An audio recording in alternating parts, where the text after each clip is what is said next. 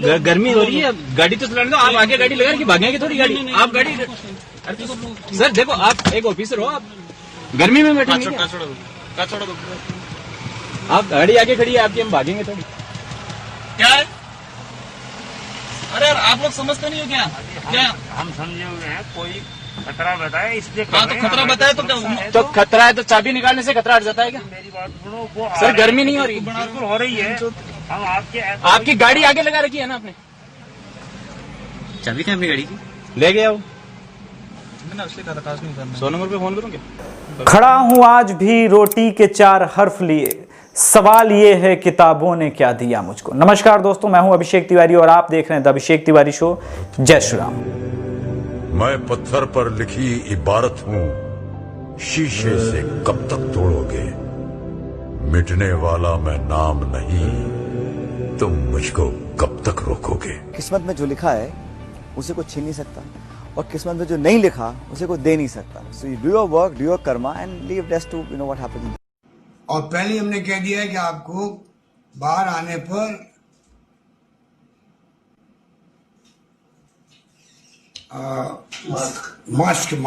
Mask. और हमारे वो फर्नांडिस साहब, क्या नाम उनका? देवेंद्र फर्नांडिस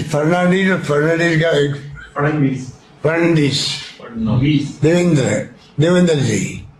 हो रही है तो भारत सरकार को चाहिए कि वो सेंट्रली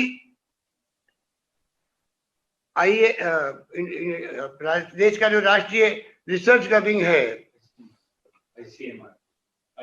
आईसीएमआर को चाहिए कि वो सारी व्यवस्थाएं करे, उसके बाद में वो बंटवारा। राजेश्वर प्रसाद सिंह बिधूरी उर्फ राजेश पायलट, इन्होंने भारतीय वायुसेना में अपनी सेवा दी और इसी वजह से इनका नाम राजेश पायलट पड़ा। खैर, उनके सुपुत्र ने कांग्रेस के रनवे को अलविदा कह दिया।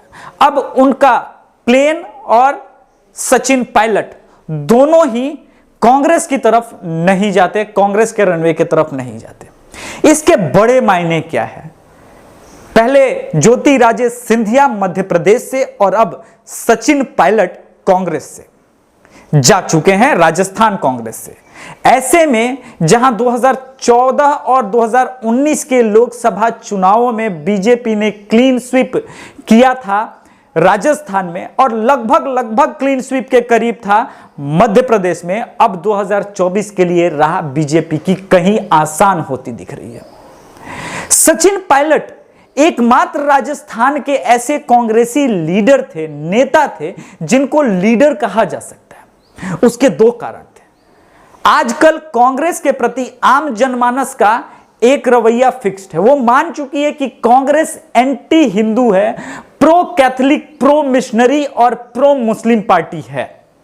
एंटी हिंदू थ्योरी स्टैब्लिश होने के बाद भी सचिन पायलट के खिलाफ ये चीज काम नहीं कर पाई। बाई एंड लार्ज राजस्थान के किसी भी गांव में उसका एक कारण था। राजेश पायलट जी की दी हुई विरासत, सनातन संस्कृति की विरासत। जब वो किसी गांव में जाते थे, शहर में जाते थे, कहीं भी किसी से सचिन पायलट मिलते थे 2018 के चुनाव के दौरान या 2004 के चुनाव के दौरान, 2009 के चुनाव के दौरान या 2014 में भी, तो एक लाइन कहते थे, राम राम भाई साहब, राम राम भाई साहब। ये गांवों का वो कल्चर है जो सनातन संस्कृति की पैठ है। एक्चुअली हम आज भी बिहार में भी राम राम भैया का हो, या यूपी में पूर्वांचल में भी ये लाइन बहुत फेमस है। इससे आम जनमानस कनेक्ट हो जाता है और आपको ये थ्योरी जो है चलाने के बावजूद उस स्तर तक काम नहीं कर पाता। इसी करिश्माई व्यक्तित्व ने वापस पूरे राजस्थान में गुर्जर कम्युनिटी को एक किया और बीजेपी के ऊपर भारी पड़ गए। अब ऐसे में जब कांग्रेस के आला कमान और अशोक गहलोत जो कि राजस्थान के मुख्यमंत्री है, लगातार उनके विधायकों को जो कि सचिन पायलट के करीबी हैं और सचिन पायलट के खिलाफ लगातार षड्यंत्र हो रहे थे, उनको अपमानित किया जा रहा था। इसका दूसरा कारण एक और है। अगर सचिन पायलट और ज्योतिरादित्य सिंधिया को मुख्यमंत्री बना दिया जाता तो इसके कंसिक्वेंसेस कांग्रेस पार्टी पे होते। राजेश पायलट वो शख्स थे जो सीताराम केसरी से अध्यक्ष पद का चुनाव हार गए थे, पर फिर भी वो फ्रंट लाइन कांग्रेसी लीडर हमेशा रहे। और सोनिया गांधी की जब एंट्री हुई तो क्लैशेस और बढ़ गए थे, क्योंकि वो फ्रंट लाइन लीडर थे। लीडर होता है जिसके पीछे एक पूरा का पूरा वर्ग चले, इसलिए मैंने लीडर शब्द का इस्तेमाल किया। नेता, वैसे नेता भी नेतृत्व के ही श्रेणी में आता है, लेकिन आजकल नेताओं के मतलब बदल गया। खैर, मुद्दे पे आते हैं। राजेश पायलट की विरासत सचिन पायलट को मिली। अच्छा, एक तो आर्मी का बैकग्राउंड प्लस प्रशासक होना।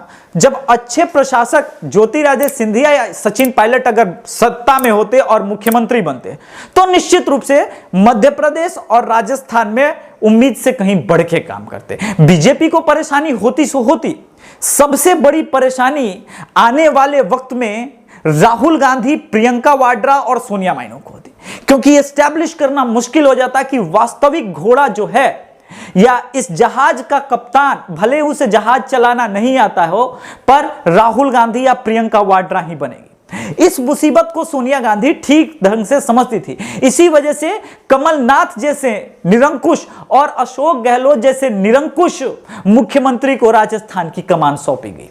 इनको उप मुख्यमंत्री तक ही रखा गया, सीमित दर्जे तक रखा गया। आपको क्या लगता है, डेमोक्रेसी की बात करने वाले लोग, सोचिए, एक पार्टी के अध्यक्ष को कॉलर पकड़ के जब निकाला गया था, सीताराम केसरी की बात कर रहा हूं, कांग्रेस के अध्यक्ष पद से और उनके दफ्तर से लात घूसों से उनको मारा गया था। सुनिएगा, लात घूसों से कांग्रेस के अध्यक्ष सीताराम केसरी को मारा गया था, क्योंकि यहां तो डायनेस्ट पॉलिटिक्स ही चलेगी और उसी का बेटा, गांधी नेहरू परिवार का ही बेटा, बेटी, पोती, नाती, वही लोग अध्यक्ष बन सकते हैं, बाकी कोई नहीं बन सकता। ऐसे में सचिन पायलट और ज्योतिरादित्य सिंधिया ने सोच भी कैसे लिया कि वो भले अच्छे प्रशासक हों। प्रशासक इसलिए क्योंकि रॉयल फैमिली से बिलोंग करते हैं ज्योतिरादित्य सिंधिया, और सचिन पायलट एडमिनिस्ट्रेशन को अच्छे से समझते हैं क्योंकि उनके फादर भी आईएएफ में थे। तो इस वजह से इन्होंने सोच कैसे लिया। लेकिन जैसे ही इनको इस बात का एहसास हुआ कि आप तमाम मेहनत और लड़ाई जीतने के बावजूद आप सेनापति तो बन सकते हैं, राजा नहीं बन सकते। जैसे आपको पता नहीं होता कि बीजेपी का अगला अध्यक्ष कौन होगा, मगर आपको कांग्रेस का अध्यक्ष पता होना चाहिए। प्रियंका वाड्रा का बेटा हो सकता है, बेटी हो सकती है, पर होगा उसी परिवार से। और इसी चीज ने लगातार कांग्रेस को गर्त में पहुंचा दिया। आज जब सोशल मीडिया का दौर इतना तेजी से उभरा है, लोगों को अभिव्यक्ति की आजादी का एक मंच मिल गया है। ऐसे जब अभिव्यक्ति की आजादी के मंच पे युवाओं ने पैठ बनाना शुरू किया तो कांग्रेस लगातार एक्सपोज होती चलेगी। और कांग्रेस को एक्सपोज करने में इस देश के बाई एंड लार्ज युवाओं का और सोशल मीडिया का सबसे बड़ा हाथ है। तो अब क्या, व्हाट नेक्स्ट?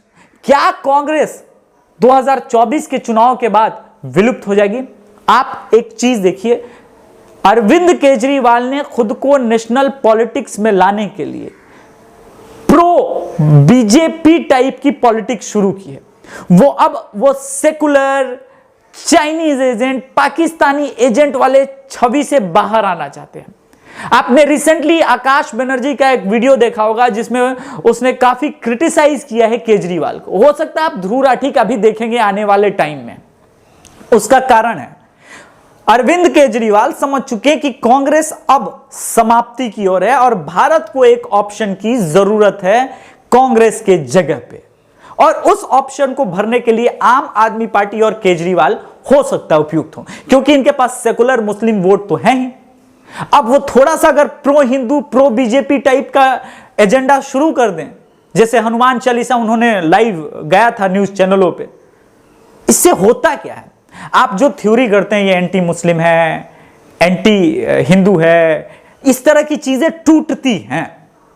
और केजरीवाल एक अलग तरह की पॉलिटिक्स कर रहे हैं और कांग्रेस अपनी पॉलिटिक्स में खत्म होती जा रही है। आखिर में इस जहाज पे सोनिया परिवार के अलावे शायद ही कोई बचे।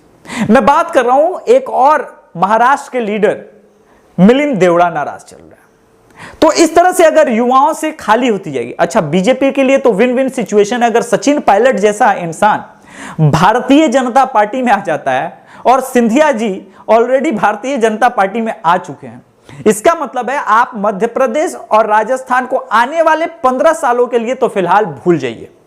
यह यकीनी तौर पे मैं कह सकता हूं। ऐसे में 2024 का चुनाव भी आप भूल जाइए, क्योंकि जब आप हिंदी हार्टलैंड में जीतेंगे नहीं, गुजरात में नहीं जीतेंगे, क्योंकि मोदी और अमित शाह के नाम पे लोकसभा में आपको हमेशा वोट मिल जाना है, बिहार में आप हैं नहीं, उत्तर प्रदेश में हालात बद से बदतर हैं आपके लिए, कभी एक सीट पे आप लोकसभा में जीते हैं, तो कांग्रेस फिलहाल सत्ता से कोसों दूर दिखती है। ऐसे में बड़ी बात यह है कि क्या भारतीय जनता पार्टी में जो आयातित कांग्रेसी लोग आ रहे हैं, भारतीय जनता पार्टी भी अपनी वो प्रो हिंदुत्व की आइडियोलॉजी बना रख पाएगी? क्योंकि सचिन पायलट और सिंधिया ये दोनों प्रशासनिक आदमी हैं और इनको प्रशासन चलाना अच्छे से आता है, तो ये तो प्रो हिंदुत्व के लाइन पे और हार्ड हिंदुत्व के लाइन पे कम से कम नहीं चलेंगे, इसमें कोई संदेह मत रखिएगा, क्योंकि ये सबको मिला के चलने वाले लोग हैं। ऐसे में एक और अच्छी बात होगी कि भारत के अंदर जो वो ताकतें हैं जो बीजेपी को काउंटर करने के लिए बार बार ये कम्युनल वाला एजेंडा खेलती है, वो उनके लिए खेलना अब मुश्किल होता जा रहा है।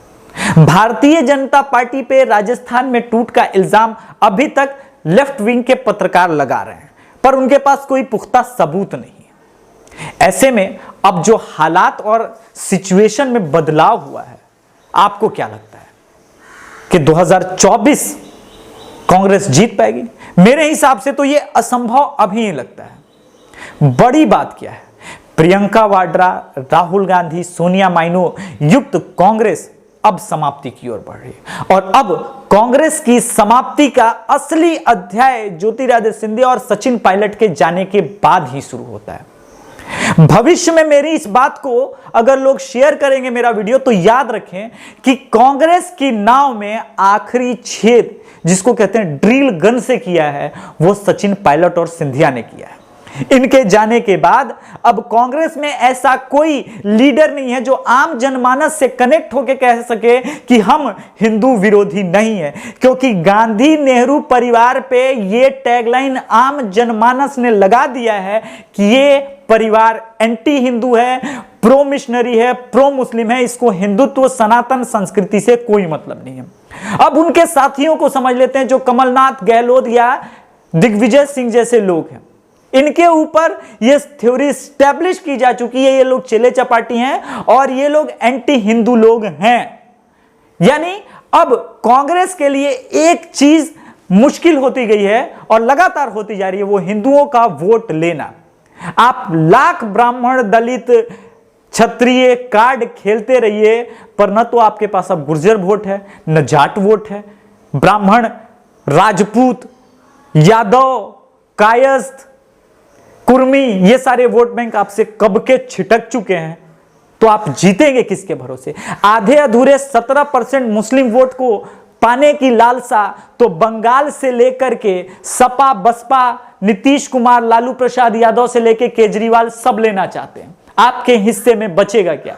राहुल बाबा और उनका तंबूरा। जय श्री राम।